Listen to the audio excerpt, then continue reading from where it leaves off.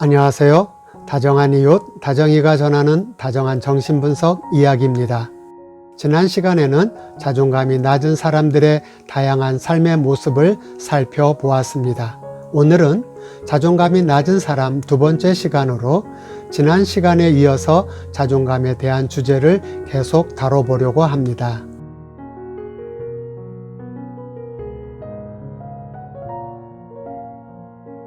자존심이 강한 사람은 자신이 보잘것없는 상황에 처할 때 자신의 존재감을 수치와 분노로 경험하며 경노하는 반응을 보입니다. 그러나 자존감이 높은 사람은 자신이 보잘것없는 상황에 처할 때 자기 존재를 존중할 줄 알기에 그 실패와 좌절을 견디며 그 경험을 통해 배우고 새로운 도약을 시도하는 능력이 있습니다. 어디에서 이런 차이를 만들어내는 것일까요? 이제 심리 발달 과정에서 어떨 때 자존감이 낮은 사람이 되는 것인지, 그리고 낮은 자존감의 감정 세계는 어떤 것인지 잠시 살펴보려고 합니다.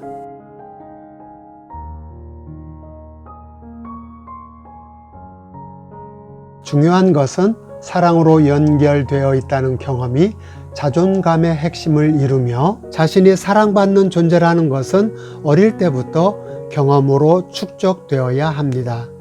보통은 아이들이 부모들과 함께 충분한 시간을 함께함을 통해 사랑으로 연결되어 있다는 느낌을 갖게 되며 그 경험 속에서 뇌 발달과 심리 발달이 함께 이루어진다는 것입니다.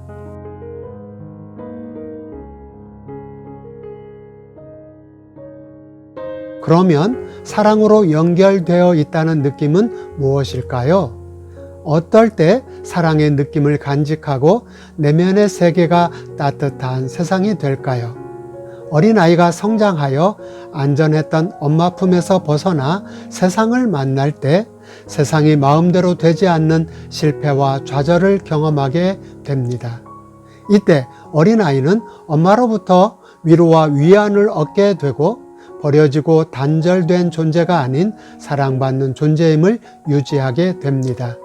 그리고 이것이 쌓이면 사랑의 보상이 있음을 경험으로 알고 있기 때문에 실패와 좌절 상황에서 자신의 존재감을 잃지 않고 균형을 유지하게 됩니다.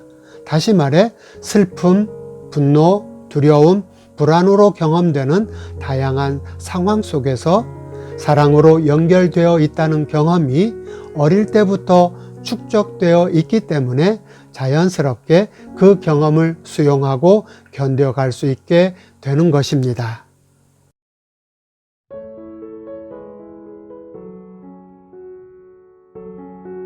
사랑으로 연결되어 있다는 경험이 쌓이면 아이들은 세상을 안전하다고 느끼고 신바람으로 놀이를 하며 자발적으로 세상을 향해 모험적 탐험을 하며 자신의 감정을 숨기지 않고 자연스럽게 표현하게 됩니다. 우리는 그런 아이들에게서 생동감과 활기를 느끼게 되는데 바로 그 모습 속에 담겨 있는 힘, 자존감의 핵심을 볼 수 있는 것입니다.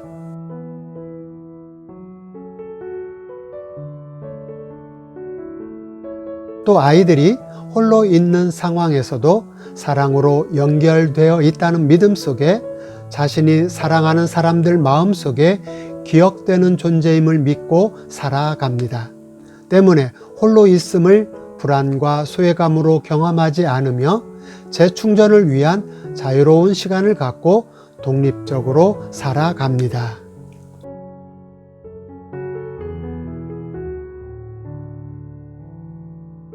또 사랑으로 연결되어 있다는 경험은 사람들과의 교감을 통해 공감대를 형성하는 능력을 발휘하게 되는데 이 능력을 통해 사람들과 어우러져 풍성한 삶을 살아가게 됩니다.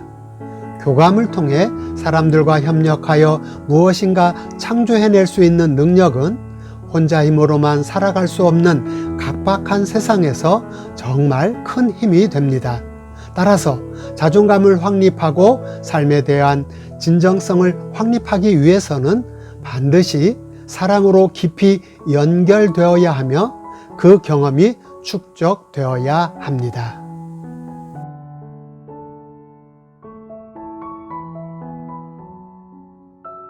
하지만 아이와 부모와의 관계에서 사랑으로 연결된 느낌이 없으면, 즉 잘못된 연결이 발생하게 되면 낮은 자존감을 형성할 수밖에 없습니다. 특히 부모님이 어릴 적에 누군가와 사랑의 연결 경험이 적을 경우 자녀와의 연결을 어떻게 해야 하는 것인지 모를 수도 있습니다. 우리는 사랑을 받은 만큼 줄 수 있기 때문입니다. 따라서 자신이 깊이 이해받고 사랑받고 있다는 존재감은 자녀를 양육해야 할 부모 역할을 위해서도 매우 중요한 요소입니다.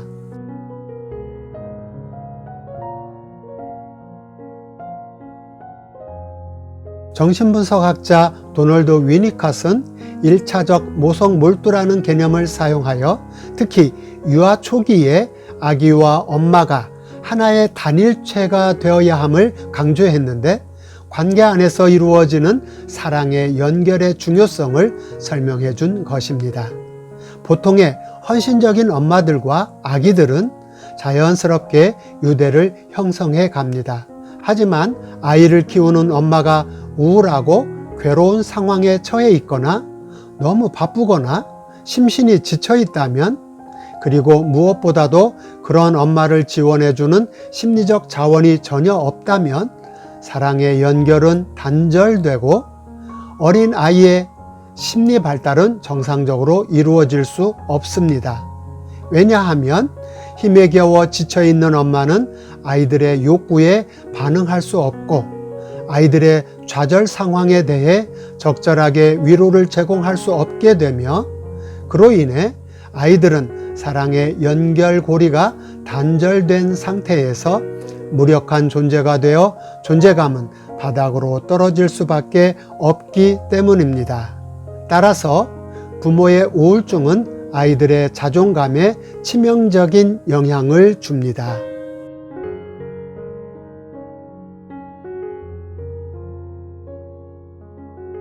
그럼 자존감을 높이기 위해 필요한 것은 무엇이며, 또한 자존감이 강한 아이들로 성장시키기 위해 부모들의 어떤 돌봄이 필요한지 좀 더 살펴보겠습니다.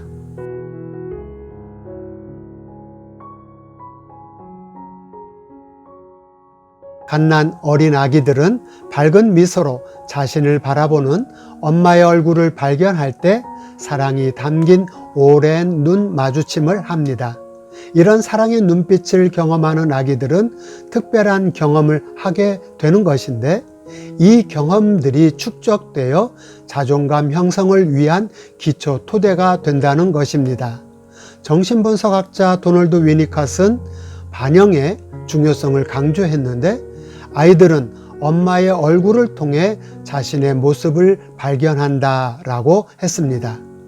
아이들이 부모와 함께 깍꿍놀이를 하며 깔깔거리며 한박 웃음을 짓고 엄마 가슴에 폭 안겨 흥얼거림으로 상호작용할 때 뇌에서는 긍정적인 호르몬들이 분비되고 활성화되면서 사랑과 행복감 같은 감각들을 느낄 수 있는 뇌의 발달을 가져옵니다.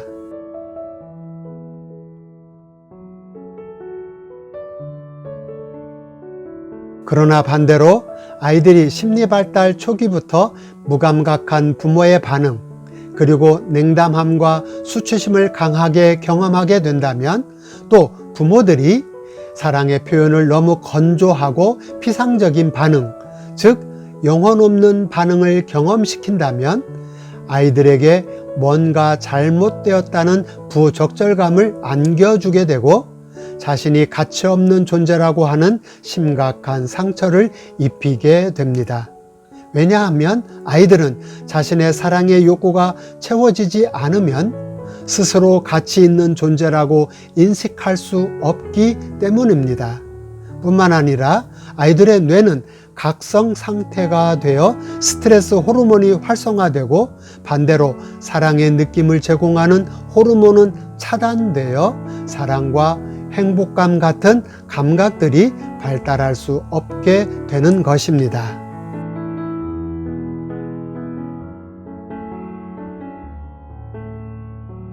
다음으로 아이들에게 꼭 필요한 것은 이것 보세요 라고 할 때 아이들의 요구에 적극적으로 알아주는 것이 중요하다는 것입니다. 이제 아기들이 엄마 품을 떠나 세상을 좀 더 적극적으로 만나게 될 때쯤 아이들은 자신이 세상을 정복할 수 있을 것 같다는 전능 환상을 갖고 세상을 향해 흥분된 모습으로 엄청난 에너지를 발산하며 달려갑니다. 우리가 그 모습을 상상해 보면 자연스럽게 밝은 미소가 지어질 것입니다. 이때 아이들은 세상에서 만난 신비한 창조물들을 발견하고는 부모에게 자랑하며 함께 나누고 싶어 합니다. 돌, 나뭇가지, 심지어 죽은 곤충까지도 아이들의 흥분 대상이며 아이들은 자신이 발견한 대단한 물건에 대해 자부심을 느끼며 엄마 이것 봐 하면서 엄마 손에 올려놓습니다.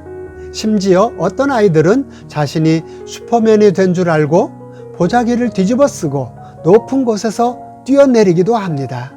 이때 부모들은 어떻게 반응해야 할까요? 기쁨으로 반영해 줄 때 아이들은 하늘을 날아다니는 기분을 느낄 것입니다. 하지만 아유 더러워 저리 치우지 못해? 위험해! 허구한 날 말썽이냐? 라는 부정적인 반응을 한다면 아이들은 자신의 행동에 대해 수치심과 패배감을 느끼며 자기 자신을 드러내는 것을 두려워할 것입니다. 그렇습니다. 아이들의 환희에 기쁨으로 반영해 주는 것이 자존감을 세워가는데 가장 중요한 요소가 되는 것입니다.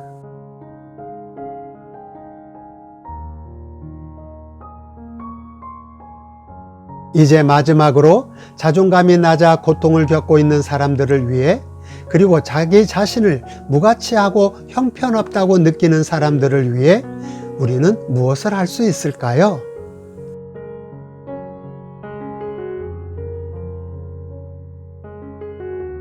우선 자신이 존중받을 만한 가치 있는 존재라는 것을 수용하고 경험해 가도록 하기 위해서 꼭 필요한 전제가 있습니다.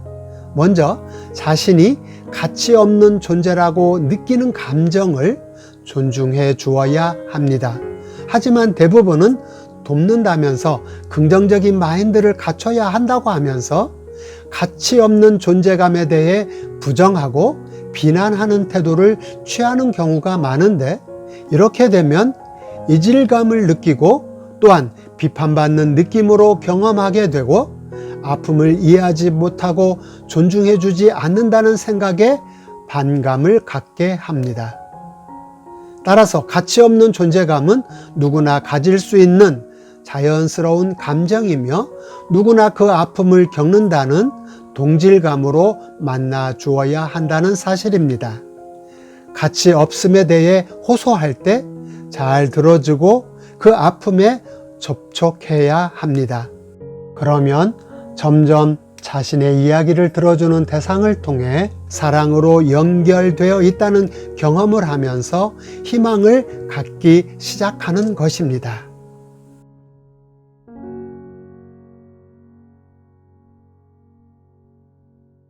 인생이란 자기를 완성해 가기 위한 성숙의 과정으로 나이에 상관없이 사랑의 연결과 긍정적 반영은 성숙을 위한 필수 요소입니다. 때문에 칭찬과 격려는 끊임없이 자기를 비난하는 내면 세계를 변화시키기 위한 중요한 기능을 하게 됩니다. 그러나 자존감이 낮은 사람은 칭찬과 격려가 왜곡된 생각으로 그리고 자기를 과시하기 위한 이상화된 상태를 강화시키는 부정적 기능도 갖고 있기 때문에 주의를 해야 합니다. 따라서 잘하는데 와 이런 것도 할 수 있어 라는 반응이 아니라 열심히 하고 있구나 뭔가 해보려고 하는데 잘 안 돼서 힘들지 라는 자발적 움직임의 방향을 두고 칭찬과 격려를 해줄 필요가 있습니다. 이 자발적 움직임에 대하여 격려를 해주는 것은 매우 중요합니다. 낮은 자존감의 사람들은 대부분 자발적 움직임에 대하여 긍정적 반응을 받지 못하고 부정적 반응을 받은 사람들이기 때문에 자기 자신을 변화시키기 위한 자발적 노력에 대해 칭찬을 받는 것은 끊어졌던 사랑의 연결을 통해 새로운 희망을 발견하는 것과 같기 때문입니다.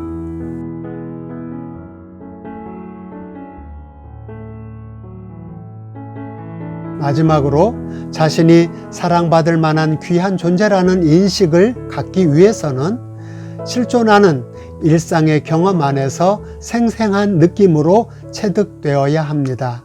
사람은 미각, 시각, 청각, 후각, 촉각이라는 5감각 기관을 통해 세상과 접촉하고 경험을 축적하며 자신의 인식 체계를 갖추게 됩니다. 따라서 사랑으로 연결되어 있다는 것도 5감각 기관을 통해 경험되고 축적되는 것입니다. 아기는 엄마라는 대상과 접촉할 때 바로 5감각 기관을 통해 접촉하며 그 속에서 사랑의 느낌을 발달시켜가는 것입니다. 그리고 오감을 토대로 상징으로서의 사랑이라는 개념도 형성되는 것입니다. 따라서 대상 관계 안에서 오감을 통해 정서적 교류를 하며 사랑의 연결고리를 갖게 되고 그 속에서 자신이 사랑받는 존재라는 인식 체계를 발달시켜가는 것입니다.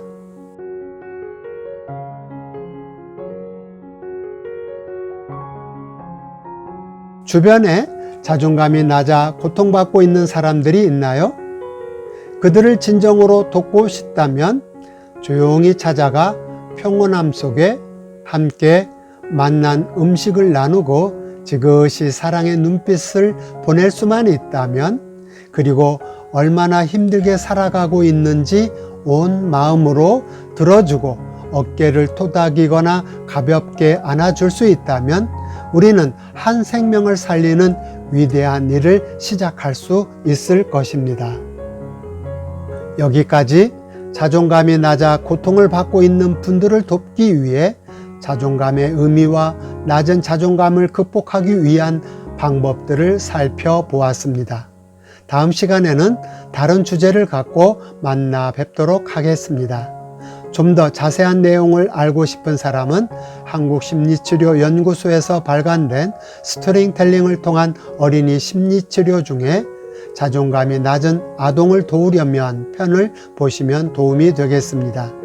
그리고 좀 더 자세한 안내와 상담을 받기 원하시는 분들은 대전사회복지실천연구소 홈페이지를 방문해 주시거나 메일 주소 cgy7704@mail.net으로 연락 주시면 감사하겠습니다.